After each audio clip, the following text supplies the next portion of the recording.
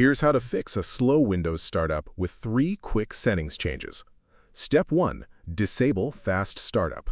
Despite the name, this feature can actually cause slower boots on many systems by carrying over old memory states instead of starting fresh. Open Control Panel, change the view to small icons, and click Power Options. Click Choose what the power buttons do on the left. Click Change settings that are currently unavailable to unlock the grayed out options. Uncheck Turn on Fast Startup. Click Save Changes. Windows will now do a proper full shutdown every time, which clears old memory and boots faster the next morning. Step 2. Disable Startup Apps. Right-click the Start button and select Task Manager. Click the Startup Speedometer icon on the left to open the Startup Apps list.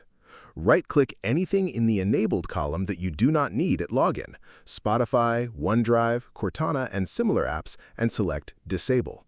This does not delete them, it just stops them launching uninvited. The more you disable, the faster your login screen appears.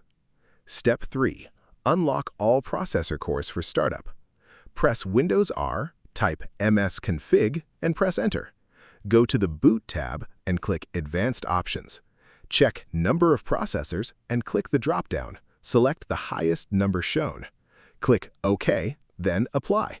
Restart when prompted. If this helped you out, hit that subscribe button for more straight-to-the-point tutorials on Step by Click.